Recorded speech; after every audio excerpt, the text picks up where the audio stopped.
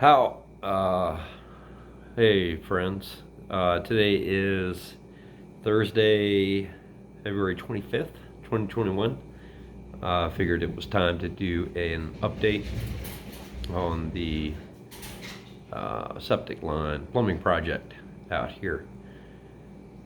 And try to put everything into context and do the baseline for how things are as I understand it, years of trying to figure it out. So to recap, the last big advancement we've made in this problem was the replacement of the section of underground septic pipe that the previous stewards damaged while they were trying to address the underlying actual problem here, which has been many decades of grease primarily and other things going down the drain that have no business going down the drain. So that has been the issue that's been causing the problems. Now, over the years, some of our attempts to figure out what's going on have helped with that problem. Mainly the use of the plumbing acid and boiling water. The boiling water being, the heat of that being important to understand what's been going on in the progress we've been making. Heat, temperature. But all that really ever did, all that acid and boiling water over the years has been to effectively move the giant grease clog in the vast networks of 100-year-old pipes under the old railroad station around. And for a long time, we had paths cleared from the kitchen sink that was used frequently, most of the toilets, washer and dryer, etc. But all that really did was push the acid and hot water would melt a path through the grease to, through gravity to a place where we could pump it, bypassing the broken line.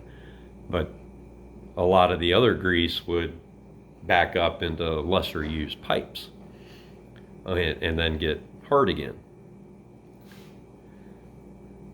For decades. Temperature and time. I guess this is like a geology project. Well, concurrently with all of this stuff happening, I'm tired of having to put on layers of winter clothing to come downstairs to prepare meals and whatnot. 2 winters ago, we put in the pellet stove downstairs.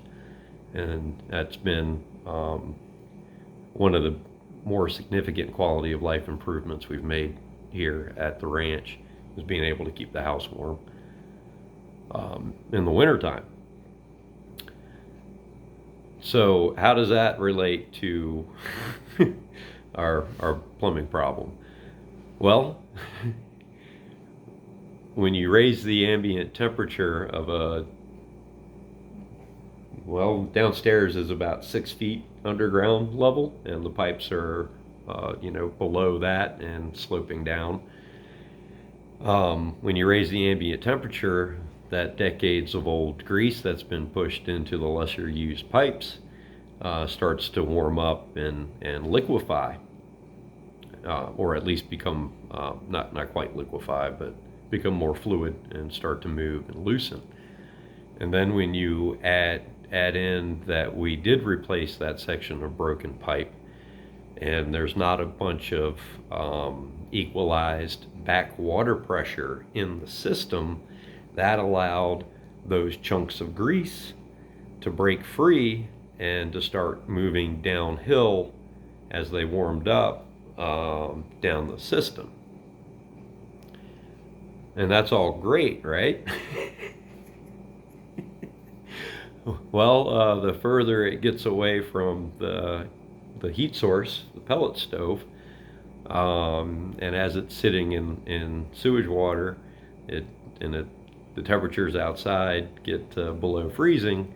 Well, that stuff hardens back up again, and we were facing a crisis point in the last week where we actually had sewage water backing up into the laundry room, um, because it wasn't draining from cistern 1 to cistern 2. A big glob of decades old grease and sewer nastiness clogged the line. Um, I was able the other day to get that broken free. Um, I mean, it's not permanently fixed still yet. It's not going to be permanently fixed until we're able to clear all of the old grease out of the lines underneath the house. But we're fighting a problem of it clogging as you go many hundreds of feet further down the existing septic line. So once I got cistern 1 to drain again and relieve the pressure underneath the house and remove the crisis of shit water showing up in the kitchen again, or having to drag the pump back out and get it fired up and hope that it would work,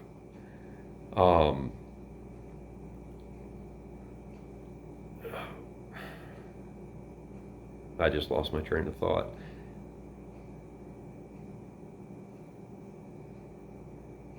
Anyway, so cistern 1 is slowly draining into cistern 2. It drained over time.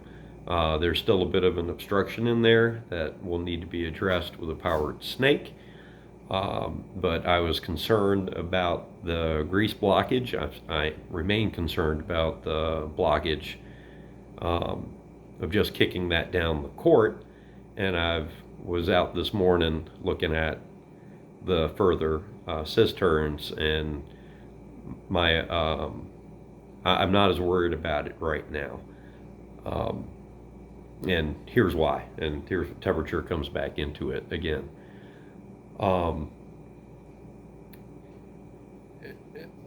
For drainage, of course, it's on gravity, and so there's a slope that comes from the low point in the house and slope as the drains come together into the main line that goes into cistern 1. That's the low point in the house, and it's supposed to ever so slightly decline so gravity makes it flow, and that's great. And we generally don't have to worry about any sort of freezing, no matter how cold it is, because right here by the house it's 10 to 11 feet underground and goes from there. It's well below the frost line. And if that were true, if that level underground were able to maintain for the hundreds and hundreds of feet of the septic line, we wouldn't have a problem. But the way that the ground slopes away from the house as you go out to the southeast towards Virgin Creek, even though relative to the house that septic line is many feet below the line here, it's only a couple of inches below ground level out there, and some of that could be from erosion over the century that line has been there. It is frozen right now, so as we get back into spring, I can check the flow, and I've got some ideas about how to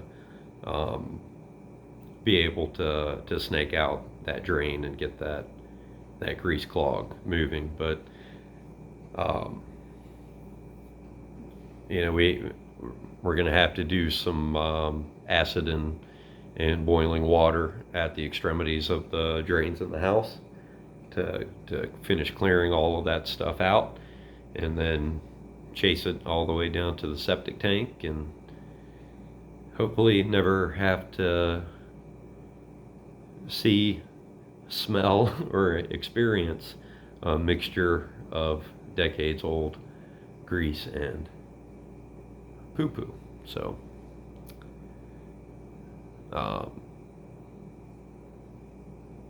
hey,